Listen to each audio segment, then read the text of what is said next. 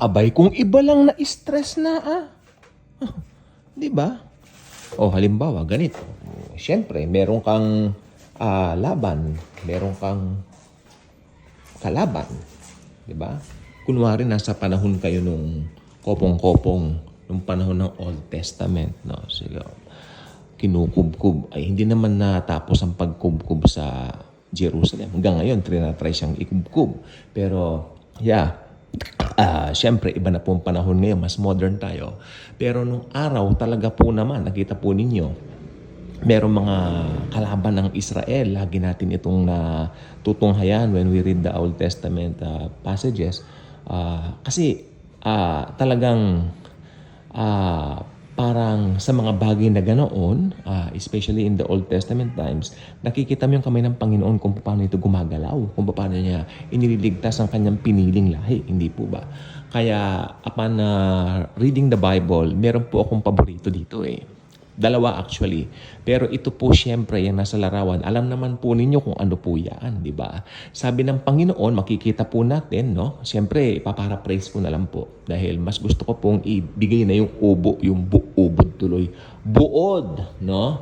Para at least direct to the point tayo. Wala nang cheche-ureche, kung ano-ano pa. Okay, diretso po tayo. Sabi ng Panginoon kay Joshua, I will give you Jericho.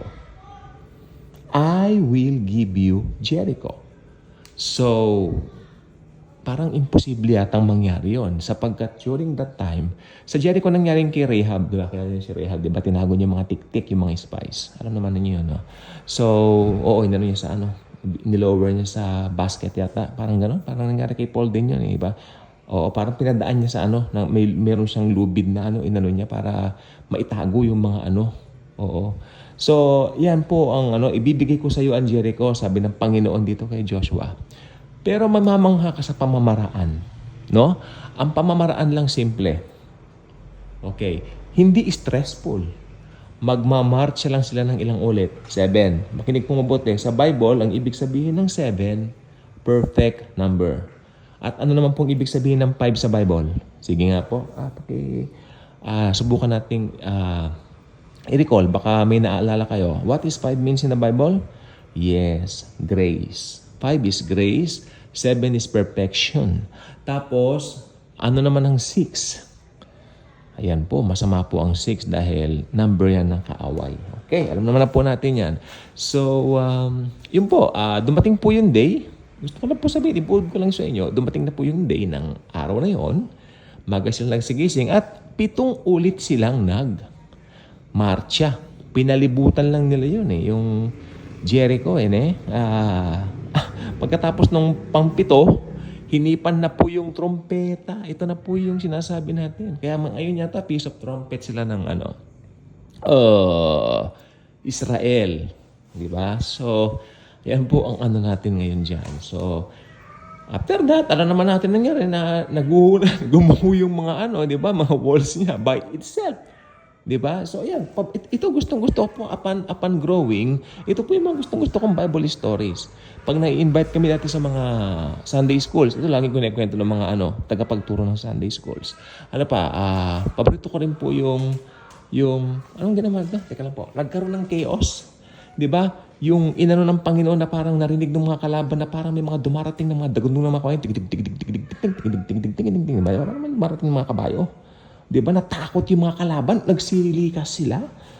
Another pagpapatunay yan na walang ginawa yung mga Israelites. Pero tinulungan sila ng Panginoon through sound. No? Natakot sila. Nagpanik sila. Akala nila may kalaban sila. Pero ang totoo, umalis sila doon at nakubkub nila yung place. Kita ninyo ang kamay ng Panginoon? Siya po. Alam niyo po ba yan? Ito po ang importante. Ito po yung heart of the matter. Makinig po tayong mabuti. Under grace, ganyan. Nang manampalataya tayo sa Panginoong Jesucristo, alam natin we are blessed, we are truly blessed, we are highly favored and greatly blessed. Jesus, love. Jesus, perfect love, rested na sa atin. Through the Holy Spirit. Kaya, nakakalungkot may mga ibang Kristiyanong hindi nila alam yung covenant nila sa Panginoon. Di ba? Alam po ba ninyo, once na born again ka, once na sa Panginoong Jesucristo ka na, alam mo dito sa mundong ito, panalo ka na. Tapos na ang laban sa krus ng Kalbaryo. Di ba? Ano ba ang laban natin ngayon? May laban pa ba? Alam ko wala na.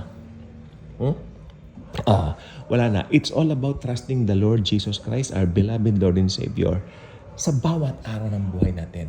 Okay? A Christian life is a life full of life. Ano? A Christian life is a life that is fulfilled. Happy. Hindi boring ang Christianity. Ayan po ang maling in-emphasis ng mga ibang katuruan dahil sabi nila, pagsunod daw kay Jesus, pagpapasa ng cross, hindi nila alam yung pagpapasa ng cross doon, discipleship po yun. It doesn't mean anything about sa buhay Kristiyano. It's about discipleship. O kasi sa discipleship po, nakakaranas tayong pagtawanan, nakakaranas tayong i-persecute. Okay? But it doesn't mean na naghihirap ka. Kasi pagkat ang Kristiyano, naniniwala ko, 2 Corinthians 8:9, ang mga Kristiyano, laging may provision. So, sa madaling salita, ang Kristiyano mayaman. Dahil mayaman ang source natin, mayaman ang mga Kristiyano. Ang problema, hindi lang po nila alam na mayaman sila. Tulad po sa mga sakit-sakit. Ano bang kinoconfess mo kapag may nararamdaman kang karamdaman? Ha? Ano bang kinoconfess mo? Kabagabagan, hilahil, kalungkutan, kawalan ng pag-asa. Ganun ba? Ganun ka ba pag may sakit? No. Pag may sakit ang isang Kristiyano, I declare, by His stripes, we are healed. Marami po mga mga testimonies na po ang pinatunayan na po ng kapangyarihan ng Panginoong Jesucristo. By His stripes, we are healed. Past tense, healed na. Just have to receive it by faith. Importante, naniniwala ka na pinagaling ka na. At asahan mo, magmamanifest yan. Iba't ibang anggulo, iba't ibang aspeto. Pero iisa lang po ang pinatutungkalan. Ang finished work ni Lord Jesus, dala ng pag-ibig at pagmamahal niya sa buong sangkatauhan. Bye-bye.